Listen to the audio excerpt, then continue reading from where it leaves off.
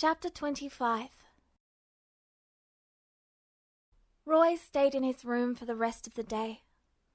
As he'd told Maze, he was not scared. He wasn't frightened of the consequences waiting for him downstairs. He understood that there was no punishment at the ready. Soldiers standing at attention to shove him into a straitjacket, or drug him senseless, or lock him in a tiny room and throw away the key.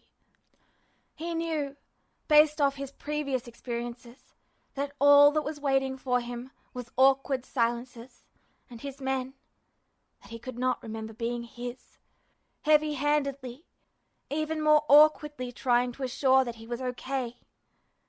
That did not mean he could actually convince the tiny, terrified streak of instinct making his hands shiver, or that he wanted to be down there any time soon. Maze, however, stayed with him. It was a fact he found as odd as it was comforting. He knew the man had work to do, and certainly wasn't doing any of it sitting in here with him, but he actually didn't seem to mind it.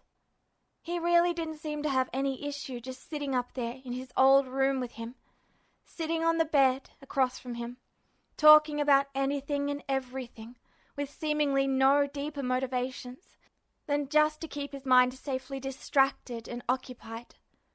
He seemed to be choosing his topics carefully, things that Roy could hear without being disturbed at what he'd forgotten, or unsettled at the things he didn't know but should have. His young daughter Alicia had somehow absorbed up a whole hour. Hell, Maze had even gone to go grab something for them to eat, and brought it back upstairs for him so he didn't have to see the others. Ed, once Al had arrived, had finally been convinced to go rest for a bit in his own room. It had taken some persuading, but once his brother was there to be with him, and Ed had been able to see that Maze was staying with Roy, that had been all it was needed for Ed to finally calm down, just as Roy had been, and consent to going to rest himself. It was touching in a way Roy couldn't really define, both Ed's reluctance and Maze's stubbornness, and more reassuring than he had words to say. Before he'd left, Maze had hugged him. It had been tight and warm and unfamiliar in so many ways, but Maze had looked at him with such a confident smile he couldn't say no to it. And despite how miserable he'd been at the prospect of being alone beforehand, he'd found himself powerless to do anything but smile back, and promise that he'd be okay. Maze had sacrificed his entire day for him, just to try and help Roy feel a little more safe and at home. The least he could do was drag together enough strength to smile believably for him and tell him that it had worked. And it was after the entirety of this harrowing, miserable, but strangely uplifting day that Roy found himself sitting up late at night, utterly worn out and utterly unable to sleep. He'd been tired enough to curl up and sleep far earlier than usual that night, still shaken by everything that had happened that morning. He'd woken with a jolt to find himself sore, foggy-minded, but calm again. Maze's heavy jacket dragging around his shoulders like a blanket, yet also alone. He'd expected it. Ed stayed the nights with Al now, and Maze, reluctant or not, left every night to go home to his wife and daughter. This left Roy by himself. Ordinarily, he was fine with this. Knowing Ed was safe, of course, Roy had come to be able to appreciate the privacy at night, turning to quietly practicing his alchemy, or reading over his old room's books, or mulling over the blue of the jacket and the family that now surrounded him whenever he couldn't sleep. And now, Roy sighed, rolling onto his back to glare up at the ceiling. Now, he'd already burned his hands badly enough to need to stop the alchemy, at least for today. Now, he was tired of staring at these four walls all day long, tired of being confined, self-imposed or not, after straight months of it already, and his skin itched and crawled, and he was tired of it, and wanted freedom. He rolled onto his side, glaring miserably right at the wall, then, with a heavy huff of air, just pushed himself upright. He couldn't just sit here anymore. Roy rolled out of bed, a little unsteady on his feet, and sore to the bone, but simply too irritated with himself to give a damn. He slid his arms through the soft, worn sleeves, grateful Maze seemed to be bigger than him, big enough he could wield that thing like a blanket, and hugged the warm jacket to himself as he poked out into the hallway. Ed and Al's room was just down the hall from his, so he went there first, just creeping along as quietly as he could, lingering just outside the shadow of the cracked open door to listen in. He heard nothing to be alarmed about, so, with another shaky breath, trying to steady the low wave of panic that seemed to always flutter through his chest, Roy closed his eyes, calming himself, and moved on. In his earlier explorations of the bar, Roy had found it to be mostly deserted. Apparently, with the martial law and curfew laid down on the city, hers wasn't the most lucrative business to run. It was probably a bit selfish of Roy, but he was grateful for it. He craved the privacy. He luxuriated in it, and especially right now, because the way he'd felt today, he was just glad to be able to creep through the hallways alone. He wasn't sure how many people other than Maze and Ed he could face right now. Roy moved on silently, turning his focus towards the small balcony he knew waited at the end of the hall. Maybe some fresh air would help clear his head, or at least help him to feel a little better. He frowned quietly to himself, still heading towards the waiting door, huddling a little more under the jacket, then stopped the instant the balcony came into view. His heart lurched uncomfortably, sticking in his throat like tar, and his feet nearly tripped into each other. I'm sorry, I didn't know. Good evening, Madam Christmas said, and grinned at him. Stop babbling. He could see the bruise, right there. He could see the damn bruise. It was dark and irritated and swollen, a mark on the side of her face in what was unmistakably a punch, a strike that the mere sight of made his hand suddenly ache and his stomach drop. I didn't mean to... In case you didn't notice, I'm over it by now, Roy boy. Sort of have to be. You can't run a business predicated on throwing out drunk men who get a bit too aggressive without learning how to take a punch or two. But, come on, Christmas said, smiling up at him again, then waved for him to step outside. You clearly came down here for something. Don't let me scare you off. She took another deep drag of her cigarette, tapping at it restlessly, and throughout it all continued to simply just watch him. There was clearly no room in her gaze for anything but compliance. Roy swallowed tightly, uneasy and cold in the doorway. He shivered, still hugging himself in the warm, oversized jacket, but somehow in the face of that heavy stare, very swiftly found himself with no choice but to step outside. He sat stiffly down on the edge of the other chair, skin still crawling, and tried not to look as supremely uncomfortable as he felt.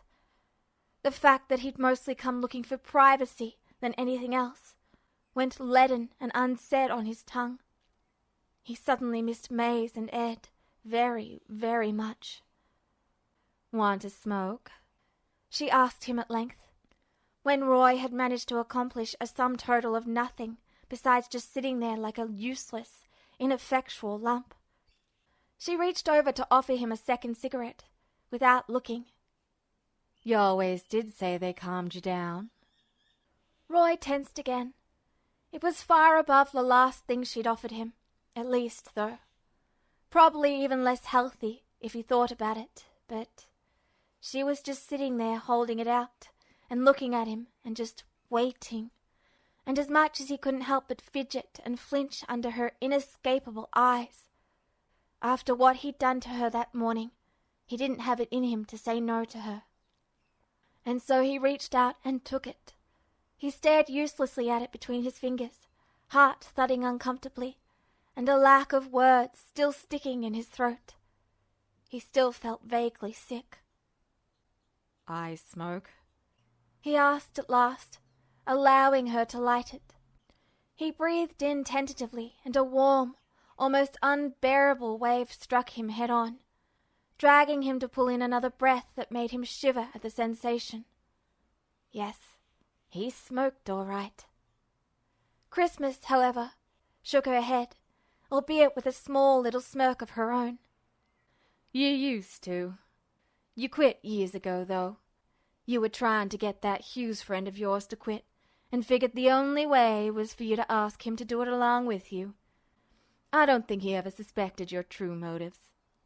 Roy glanced down at the jacket still slung around him, then pulled the cigarette from his mouth, staring at it as well. How selfless of me. For a moment, he wondered if he should reconsider the wisdom of indulging, but, well, apparently, Roy Mustang had smoked. And he was Roy Mustang, wasn't he? He breathed in deeply again, running his finger along the warm edge. I guess I'm nicer than I look. Yes, you'd think that, wouldn't you? She laughed quietly at him, almost mockingly, and Roy felt his face warm. For approximately the first 3 hours, you were such a nice boy I could be proud of raising you. Then you spent the next 4 to 6 months driving everyone around you to the brink, and Hughes right along with you. You gave each other so many black eyes, that adjutant of yours was worried about brain damage. Roy blinked uncertainly again, gaze shifting from Christmas to the cigarette. Well then. That's... He breathed in deeply, coughed a little, then forced himself to settle back against the chair, ignoring the faint sting of pain along the still healing burns. Oh, he murmured again. Well, at least the violence seemed to have been mutual this time. A warm silence settled between them, somehow just a little bit easier than it had been before. It was chilly outside, expected at this time of night, but Christmas didn't seem to care, and Roy simply pulled his jacket a little tighter, at last relaxing enough to actually look around the small balcony and the street below. If everyone was to be believed, this was his childhood home. Here, this, more than anything else, was what he was supposed to recognize. Maybe it had been decades. Maybe it was the middle of the night and the street was deserted, and everything was different than the way it had been.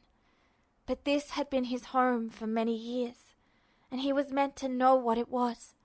He was meant to recognize it all. He recognized Reza. He recognized Maze's jacket. He recognized Ed. He did not, however, recognize any of this place. He did not recognize Christmas. He didn't know his own home. Roy huddled a little more into himself, aching fingers curling in the jacket, and planted his eyes down on his knees. He wanted to remember, but he couldn't. I'm sorry, he murmured after a long silence, sinking back further into the chair. I didn't mean to hit you. I shouldn't have. Okay, she said easily, gaze still heavy on his shoulders. I'm guessing Hughes made sure your hand was okay? Roy stared down at his hand, turning it over in his lap so he could eye the bruises across the back and the faint burns on his fingertips. Maze had brought him a cold washcloth at one point, helping him bring the swelling and irritation down. Probably not as much as ice would have, but at least he'd been able to bear that. It's fine, he heard himself say, voice faint and distant, still unable to look at anything other than his lap. That was how everything was nowadays. Not as horrible as it had been, not as terrible as he remembered, but missing everything he felt like he was supposed to be and feel. It was fine. He could be this way. He was always fine. Christmas sighed, the sound long and heavy in the night around them. She leaned forward, tapping her cigarette into ground ash against the edge, not looking at him again, at least giving him that much.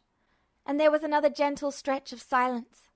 Then, out of the corner of his eye, he saw her smile, just a little.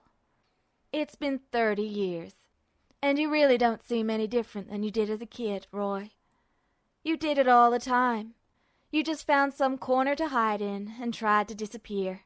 You know, your first teacher at school thought you had some sort of disorder. You were so quiet. You never shut up around Vanessa. You just got so fidgety around strangers. She laughed quietly again, the sound familiar, and not at the same time. Took you about a year to open up to others. Roy coughed a little, a heat growing along the back of his neck again. His gaze darted up as if dragged, landing back on his foster mother and jumping off her almost immediately, something uncertain and uncomfortable squirming in his stomach. What was he supposed to say? What was he supposed to do? So this was familiar to her, even if it wasn't familiar to him. The way he was acting. The silence that always haunted his throat, and taciturn hesitancy that shrouded his every thought. His every move. She knew it. She had seen it in him before. Shuddering, Roy looked down at himself, trying in vain to wrap his mind around it. How she could know him so well, while he barely even knew himself. This Vanessa, too, the supposed sister of his, when he hadn't even known he had a sister. And not even by blood, apparently. None of them were his family by blood. He wasn't like Ed, who had his flesh and blood brother next to him right now. Everyone here with him, all the support they'd given him.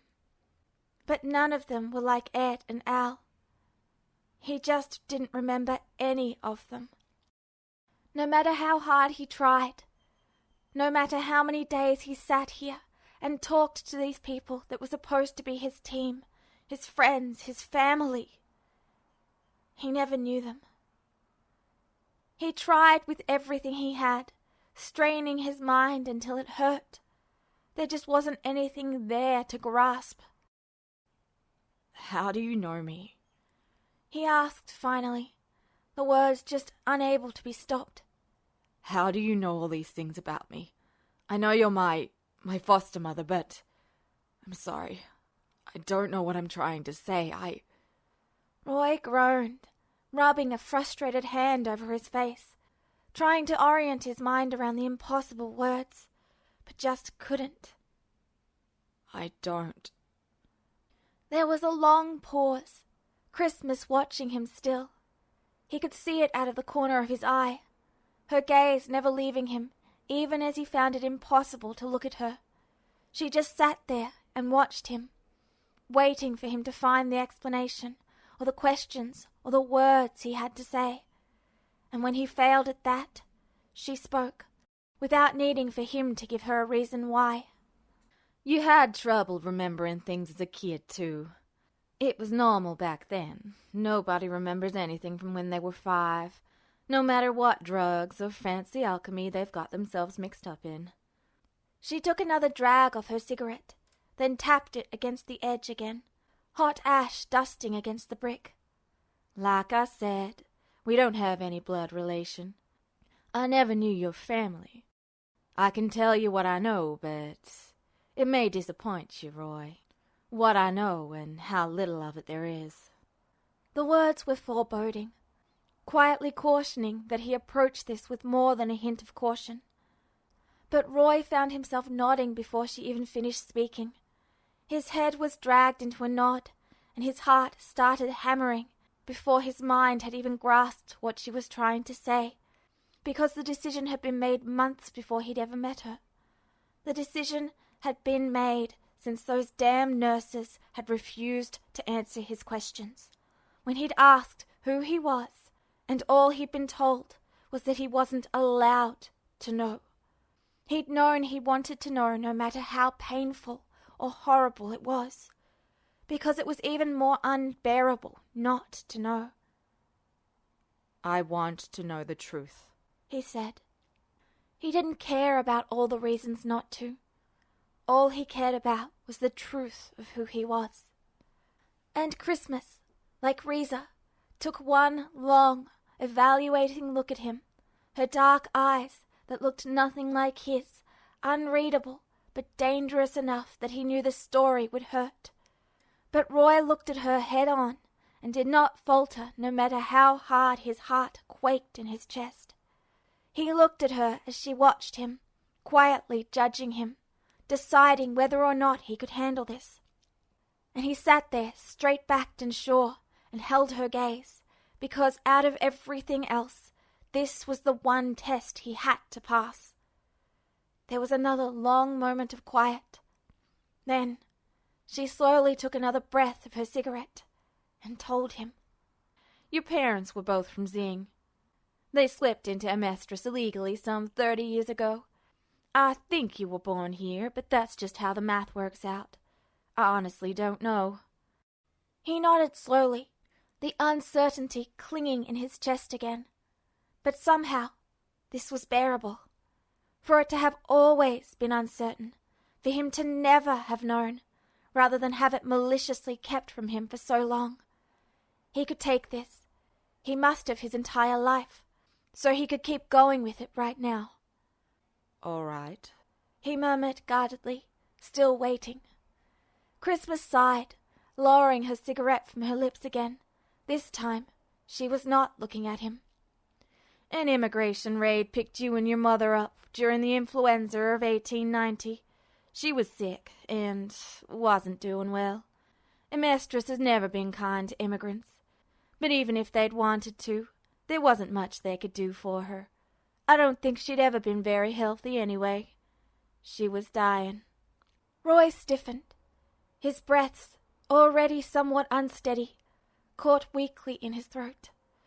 And for a moment, it felt like he'd been hurtled off a train track into a ditch. Dying. Dead. Well, God, he wasn't sure what exactly he'd expected. Being raised by a foster mother and all. Of course his parents were dead, but... Like Ed's mother. Roy murmured aloud, the realization stumbling past his lips before he could even think to stop it. That was what Ed had told him, wasn't it? His mother had fallen ill and died, just like his own. She was dead.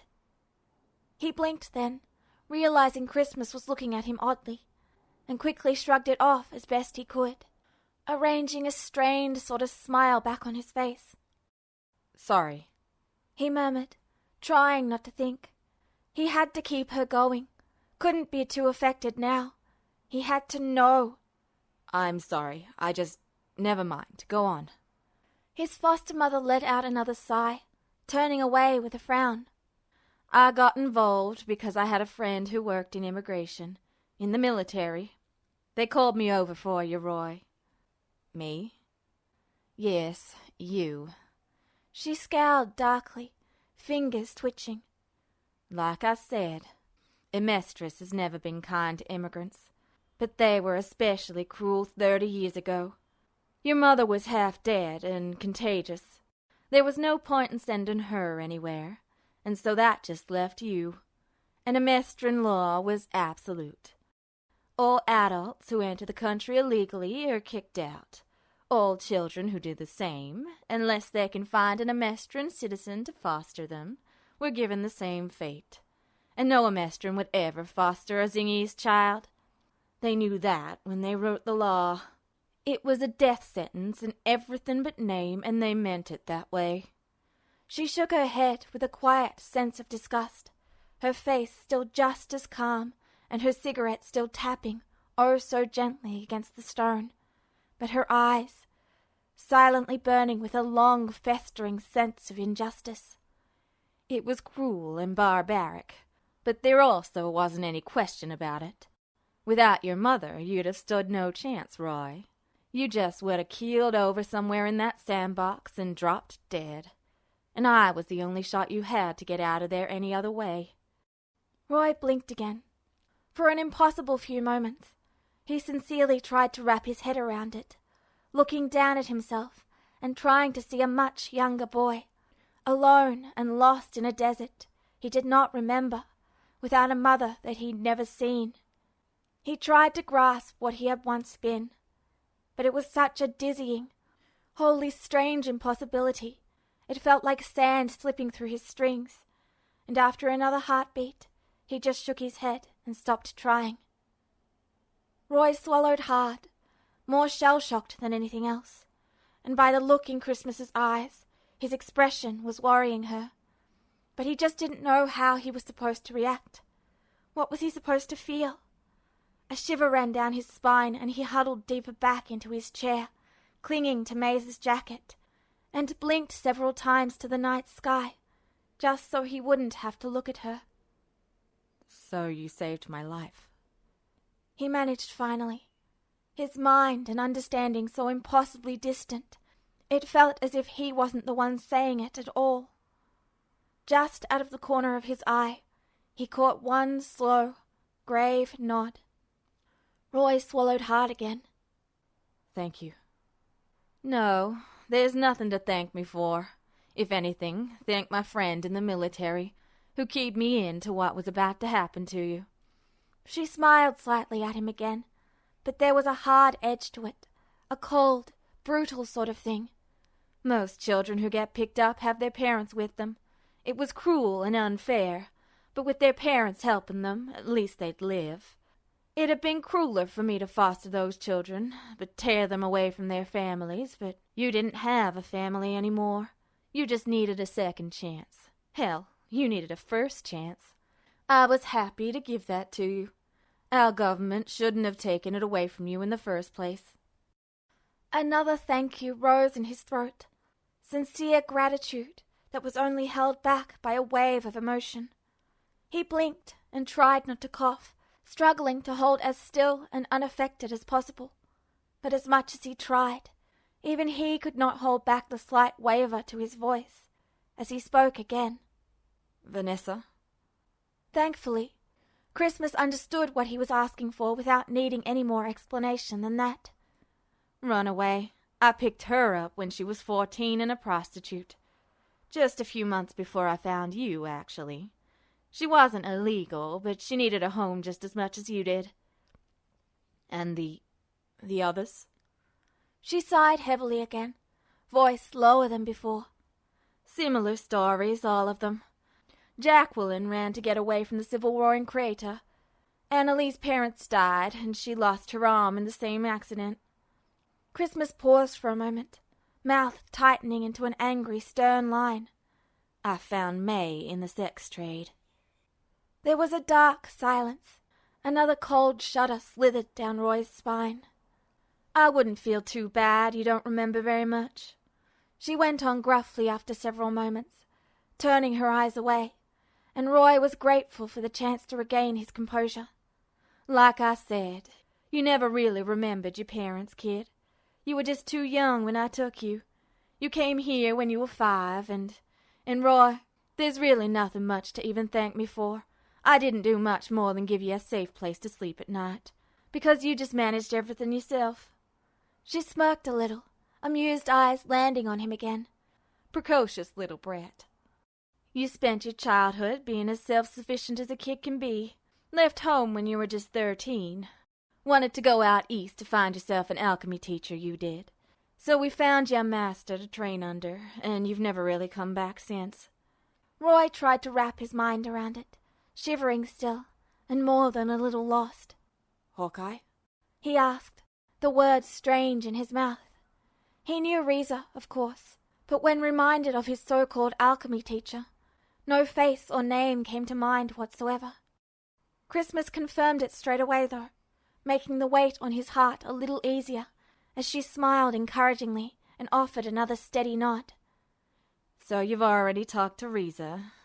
"Yes, the Hawkeyes. You spent a few years out there, writing back whenever you remembered a pen had uses besides magic. Then you ended up back in Central in the military academy, where you met that Hughes friend of yours. And from then on, you've been running in and out of the city on duty. Gotten plenty of drinks here, but you haven't stayed here since you were 13, Roy." She offered him another small smile, reaching over to pluck the already slowly crumbling cigarette from his hands so she could smush it out against the railing. "I wouldn't feel bad you can't remember us. I certainly don't blame you for it." "I see," was all he could say. He sat there unsteadily, certainly not sure of himself any more, and continued to avert his eyes, just because he still didn't think he could face her. Roy looked down at his strange hands, his pale, injured, guilty hands, and swallowed again, struggling to stumble over the enormity of what he'd just heard. "Amestris changed their immigration laws a few years ago," Christmas went on quietly, and this time her hand was close enough to move over and pat his. He didn't flinch, but it was a near thing. "A faction in the military campaigned for it to win back some public support after the war, trying to appeal to whatever sense of morality this country has left. They stuck you up as the poster boy. Hero of Ishval and illegal child of immigrants, all at once. It's my understanding that you and that Hughes boy just manipulated public sentiments to pull it off. I remember you being incredibly annoyed at the time, but Hughes made you stick with it." She smiled a little, an expression that he wasn't sure what to make of, and patted his hand again before pulling away. "That's really what you've spent the last several years doing, with him and Hawkeye. Putting on a good face to let the military use you, while you pull strings and manipulate them right back, for the greater good. You're really proud of it." She paused. "I think you should be." There was a long, uncomfortable silence. Roy continued to look away from her, so many things hard these days, and facing his own family seeming to be the hardest of them all, perhaps only challenged by his newer struggle of facing himself. He thought of Reza, her back burned by his hand, but her request. He thought of Maze, who avoided his questions more often than not, dodging them because the answers had to be something that would hurt to hear. He thought of Christmas, sitting right there next to him, with a bruise on her face because he couldn't control himself. "Who is my father?" Christmas didn't respond. She didn't even stiffen at the question. Or if she did, Roy couldn't see it, unable to make himself look at her head-on, and instead just staring out to the deserted street and black sky, hands clenching over and over around Maze's jacket. She didn't answer him, so Roy couldn't look at her, his stomach twisted into knots and throat suddenly aching and dry. But the words were still there and ready at the tip of his tongue, and they had to be said. "You said you met me and that I was with my mother, but you didn't mention my father. Who is he? Was he?" For several moments, Christmas didn't answer him. Then, instead of a reply, she merely reached a hand over to his and handed him something. A picture. He blinked. It was a picture. A small, black and white picture, stuck in a protective sleeve, but now in his hand, with hers still resting over them both. "I've been waiting for you to ask me about this for some time," he heard her say, the words distant underneath the muted roar in his head.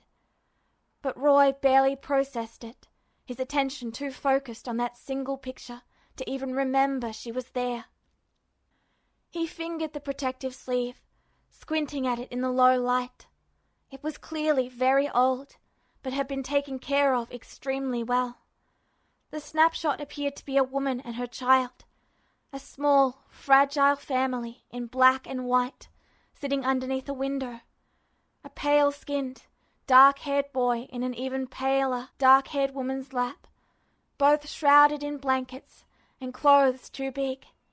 There was a medical mask over the boy's face, and gloves over his hands, though it was the woman who looked sick, while the child looked to be on the verge of tears. Roy swallowed hard, his thumb brushing over the edge of the boy's face. That was the last night you were able to stay with her," Christmas said quietly. Only some small part of him could even hear her. The rest of him still so transfixed by that photo. "Until that day, she'd been hanging on to hope that your father was going to come back for you, and I wouldn't have to take you. He'd been at work when the raid happened, so it was just you and her. But she was hoping. They spread the word around the neighborhood that they were looking for him. If he turned himself in, he would have had to leave the country, but at least he could have taken you with him." There was a short silence. This time, Roy kept his gaze on the picture, because for the first time, he already knew where this story was going. So he hadn't shown up then. He'd never shown, and Roy had gone into a stranger's arms, because there'd been no one else there to take him. That night, Christmas told him quietly, was when she signed over custody to me. We never did find your father, and I think she'd finally accepted that he wasn't coming. She gestured to the picture in his hand, voice never wavering, even as the careful, calm facade that Roy was clinging to so tightly did. That night she said goodbye to you and asked for me to take that picture so you'd always be able to remember who she was. Then she took you over to the window so you could see, and she picked you up and told you she was going to have to go away soon. But whenever you got lonely, you could look up into the night sky and see her watching over you. There was a beat of silence between them, his foster mother joining him in looking down at the picture of his first one, and again, Roy found that he just didn't have the words. "It's a Zingese fable," she told him, "that the ancestors and your family join the stars when they die, so they can always keep watch on the living. She told it to me after she told it to you. She wanted you to always have at least that much from where you're from, even if you were going to have to lose everything else." Roy shifted, shivering in the cold air. The words hit him in more ways than one, and he had to unclench his fingers, letting the picture drift down to his lap before his hands could tense and ruin it. His heart pounded sickeningly hard, and for several breaths he felt too overwhelmed to even think. "Keep it," Christmas told him, not even waiting for him to try and hand it back. "I have plenty of copies of it, just in case." Roy swallowed again, throat tightening to the point where he couldn't even thank her, and for several moments was powerless to manage anything more complicated than a tiny, choked sniffle turned cough at the last moment. "Thank you," he said quietly, voice still a struggle to force past the lump in his throat, but it had to be done. His hand trembled as he fought not to squeeze and ruin it, but he couldn't put it down all the same, gaze still fixated on that tiny piece of memory that had somehow become all he had. Except that wasn't all he had anymore, was it? Roy took a deep breath, gaze still fixated on the picture, but thoughts leaving him to travel elsewhere. Maze was here with him every day, no matter how difficult Roy was probably being, no matter his initial, if unintentional and highly regretted, attack on his wife. Riza was here, no matter their checkered past, intensely loyal, even if he could no longer remember why that was. There was always Ed. He didn't even have to question that. And there was Madam Christmas and his sisters too. Blood or not, they were his family. And Roy stared down at the old, precious photograph once again, then tilted his head back, smiling up to the dark, overcast sky up above. Even through the clouds, there was still a faint gleam of misted silver. He wasn't alone, no matter how much that hospital had tried to make it seem like. He was not alone anymore. "Thank you," he said again finally, curling his bandaged hands around the photo. "For letting me come home, and for giving me a place to come home to." He couldn't spell it out with his already weak, wavering voice. Emotion tightened in his throat past the point of speech. But when she nodded to him, hand on his shoulder again, murmuring, "You're welcome, Roy," he knew she'd heard everything he couldn't say, that all his friends had after all this time, and that was good enough for him. "But I'm worried about him. He can take care of himself." Where is he going? It's the middle of the night. I should follow. "There's nowhere for him to go. The team's watching every entrance, brother." But he was upset earlier today. I don't want... "Brother!" The suit of armor, somehow, took in a great big breath, situating himself around so Ed would have to somehow manage to leap over his head if he wanted to make it to the cracked open door of his room. "Colonel Mustang is fine. You are the one that is not fine, because you're still hurt. And if you try and go searching for him now, you'll end up getting no sleep again, and you'll feel terrible for it tomorrow. Again!" Al shifted around a little more, to more thoroughly block his way. Ed still sitting up on the bed and nervous, unable to help himself from twitching, worrying about Roy, because what was he doing this time of night? Where was he going? But Al didn't seem to be about to move, and, worse than that, his brother was technically right. There was nowhere Roy could go that would be a problem here, and hell, the bastard had even promised him he'd be okay. Roy didn't have someone like Al to keep him company. He was probably just going to find someone to talk to. He took in a shaky breath, gripping the sheets a little tighter, and tried to still the tremors still growing in the base of his spine. Roy was okay. Roy was always okay, really, or at least more stable than Ed was. It was Ed who was the screw-up. He took in a deep, slightly wavering breath, resituating himself on the bed to try and find an at least marginally comfortable position. His back still hurt. It always did, but he was accustomed to the pain by now, curling with the blankets to lean against the wall. His brother hesitated for a few moments, watching him, seeming to judge whether or not Ed was going to head out after Roy after all. But when he did not, Al relaxed too. With a clank of metal, he moved from the floor to the bed opposite him, sinking onto it, despite it being about a third his size. Ed smiled for a moment, the sheer incongruity of the sight dragging the expression onto his face, something of the tension fading with the light-heartedness. "Do you actually use beds?" he asked, leaning back against the wall. He didn't want to close his eyes just yet, he found. "I mean, you can't sleep, so..." Al shrugged with another gentle clink of armor. "Not really, but it's easier to pretend. We used to try and get a room with just one bed when we were traveling, but people would always look at us weird, and then they'd start asking questions we couldn't answer. It was just safer this way. We even had a second bed moved into your room at the dorms for appearances." He looked at Ed in a way that made it feel like he was smiling at him, eyes warm as a blanket even in that cold, unmoving face. "It's a little weird, but, well, most of what we do is... we're used to it by now." Again, Ed had to grin at that. "I'm sure we are," he chuckled, but the levity quickly faded as he looked over his brother again.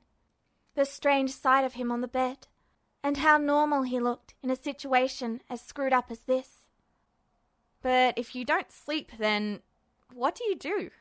All night long, I mean. That's a long time.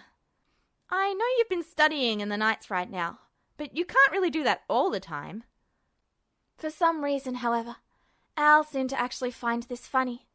The suit of armor, instead of answering, suddenly ducked his head, the light of humor burning in his soulfire eyes, as his huge shoulders sunk loudly down, as if he was trying to make himself smaller, even while being 3 times Ed's size alone. "It sounds crazy, doesn't it? Well, I actually did, brother." Ed blinked blankly. His brother gestured around the room, a weak smile forming on his helmet. in a way Ed was just finally starting to get used to. You know how you have automail? Well, it was really hard on you to get. You were sick and trying to sleep it off for a long time. This was a while ago, you know, years ago. But back then, you'd already promised me we were going to get our bodies back. That was the last thing you said to me before you got the automail. The very last thing, and I... He broke off for a moment, turning away under the haze of a long-distant memory that was nothing more than an indistinct cloud to Ed, but a very present, very vivid, and very real memory to Al. Ed scooted forward a little more, arm wrapping around himself as he straightened up in earnest and listened on. I wasn't going to just let you do it alone, Al sighed finally, because I knew you were going to try to. I knew that the very second you could get your eyes open, you were going to start researching with or without me. And so I decided I was going to start first. His voice wavered a little bit, hesitating over the emotion in a way that was startling and somehow so very human. But he kept forging on without the slightest pause. We still had all the books we used to bring Mom back. I just got them again and started reading. Whenever you were awake, I'd be with you, but if not, I was working. After a few uncertain moments, Ed scooted himself closer. He wasn't sure if he could bring himself to touch, to make the initial contact himself, but whatever it was inside him that was so skittish and downright frightened nowadays was quiet enough for him to at least sit closer to his brother, and for that he was grateful.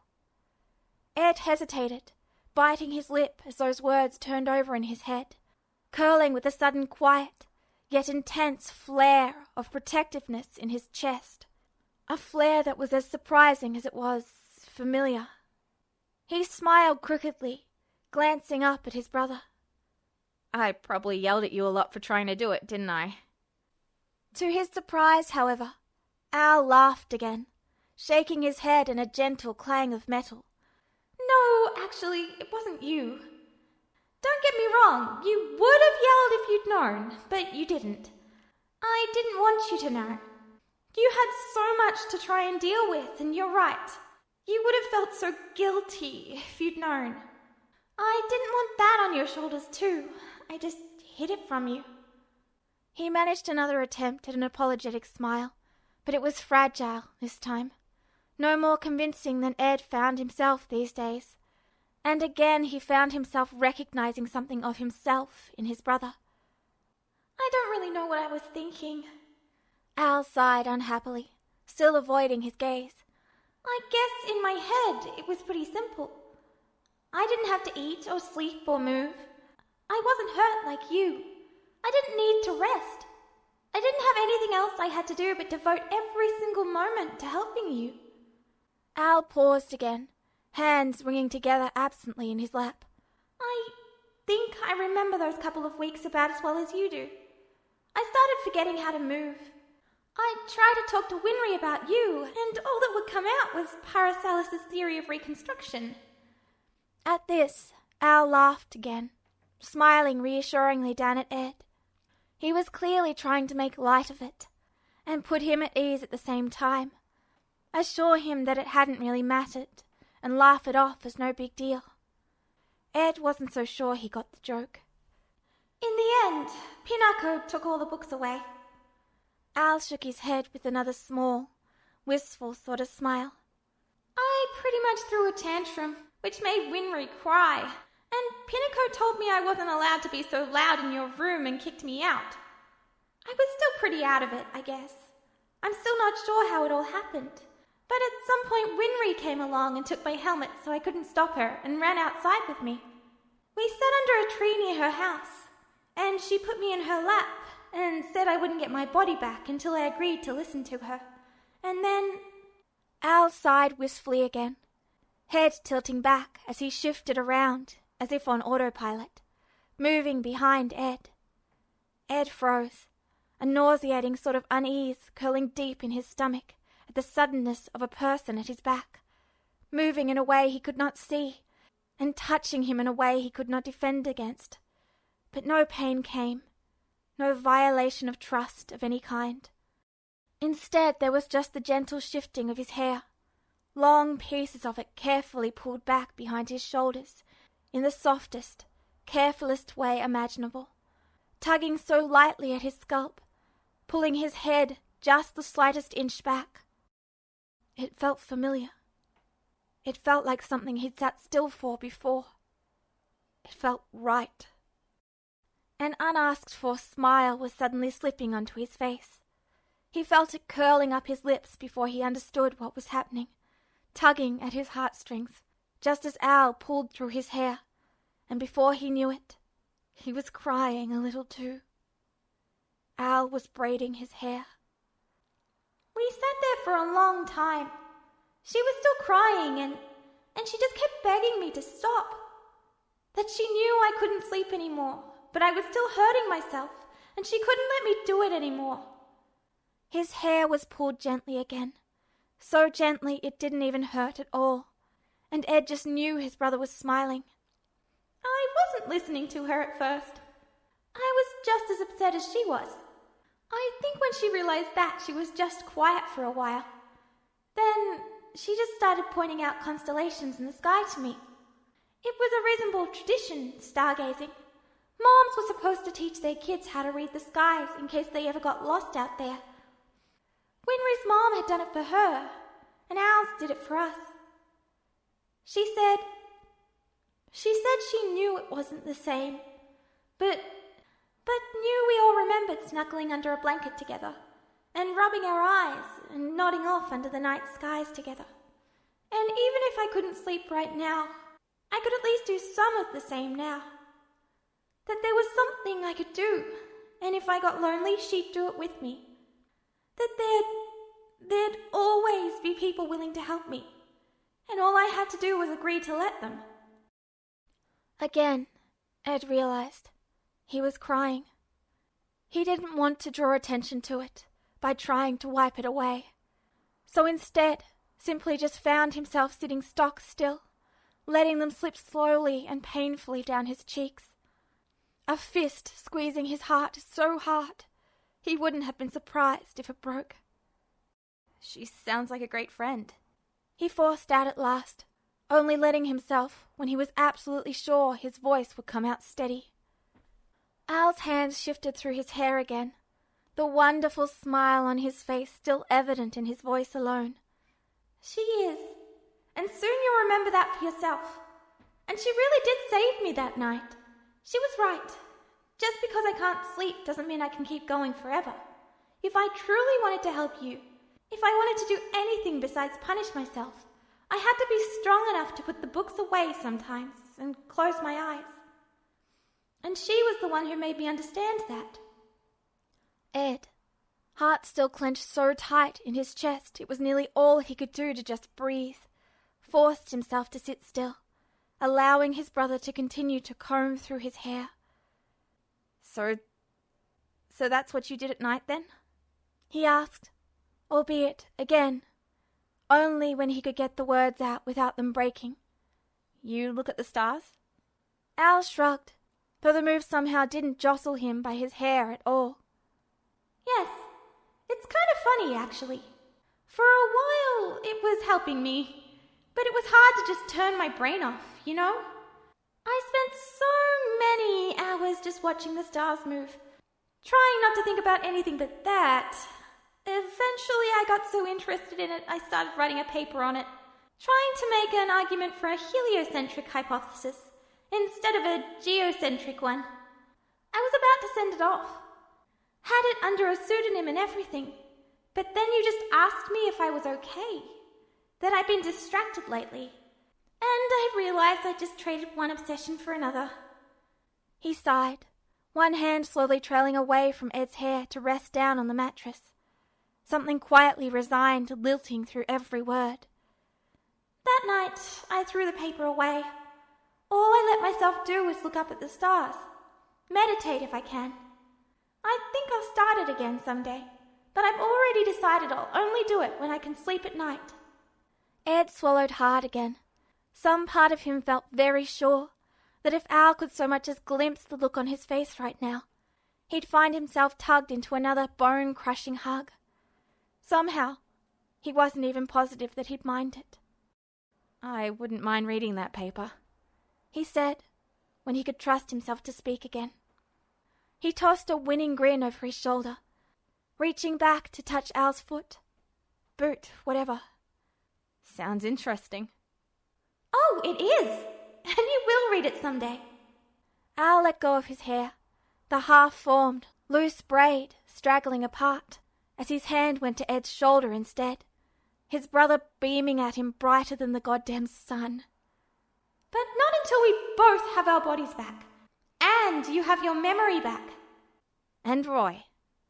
Al stilled for a moment, staring quietly at him, and then, somehow, he was beaming even brighter. And Colonel Mustang, he agreed, squeezing Ed's shoulder. There was another peaceful moment of silence. It was, without a doubt, the happiest that Ed had felt in weeks. However, it was only that. Just one moment. Because a heartbeat later, Al was suddenly on him, shaking his head and trying to gently guide him back down onto the bed, already shaking out the blankets and somehow fluffing the pillow at the same time. I saw that, brother. What, Al? I saw that yawn. I knew it. You're tired. He'd yawned. Since when? How had Al seen it before Ed had even known? Come on, Al, Okay, he actually was a little tired, but... No buts! Al said firmly, shaking all the blankets firmly before standing back, all but ordering him to squirm underneath them. You know you need the sleep, brother. You've been exhausted this whole time I've been here. I won't let you try and stay up all night again. Colonel Mustang's fine. You're fine. I'm fine. And now you need to sleep, okay? Everything will be better tomorrow morning. Jeez, Al. But he was already being tucked in, and then his brother was already sitting firmly down on the floor across from him, leaving the dim lights on, and the door still cracked open without even the slightest attempt to change it, and clearly setting himself in for the long haul. And Ed knew, somewhere deep inside him, he wasn't supposed to like this. He wasn't supposed to like being told what to do. He wasn't supposed to like being ordered what time to go to sleep, and sat down in bed, door open, but it didn't really matter, because if he actually tried to leave to find Roy, Al would stop him. And he especially wasn't supposed to like being told to do something for his own good. But it was his brother. It was that simple. If Roy told him to do something, he'd do it, because he trusted Roy. If Al told him to do something, well, he'd try to do it too. He trusted Al. So he'd trust Al right now, and he'd let himself settle back down underneath the warm, comforting blankets and shut his eyes. He shifted a little, back too hurt to turn over as he just kicked unhappily at the mattress again. He clutched his fingers irritated around the blanket. He hugged the spare pillow to his chest. He opened his eyes up again and glared. And there was Al, right there, like he'd always promised to be, sitting across from him and waiting like he'd nowhere better to be in the world. He smiled sympathetically. Can't sleep, huh? Ed withered a little more under the sheets, hugging the pillow as tight as he could. Not really, he mumbled. He was so used to being drugged senseless that some days it felt like he'd forgotten how to sleep on his own. He'd skipped the sleeping pills as much as he could in the beginning, but after they'd shoved him into that straitjacket, that room, when the drugs had just come in needles they'd stabbed into him without his consent. Brother, are you okay? He jumped, shuddered, then forced out a short, almost violent nod, wrenching himself away from that place and back next to his brother as quickly as he could. Yeah, he mumbled roughly, the thick word muffling itself into the pillow, and said nothing more. There was another uncomfortable sort of silence. Al's smile had faded now, and to Edward Elric, the fucking screw-up as always, it felt like the little slice of peace he'd managed to grasp had just been turned around on its head and dumped right on the floor. He felt miserably sick and guilt-ridden, cold out of nowhere under the blankets, and for a few moments couldn't say anything at all. Then, with much clanking of metal and thudding on the floor, Al maneuvered himself around to sit with his back against Ed's bed instead, scooting himself so he was sitting right by Ed's head, and lifted a hand to point out the clear window to the night sky. The first star Mom taught us about was the North Star. You see it, brother? It's the brightest one, right over there. That's right. Scientists call it Polaris, but Mom called it the North Star because if you can find it, no matter where you are, you know you're looking north, and you know you can find your way home.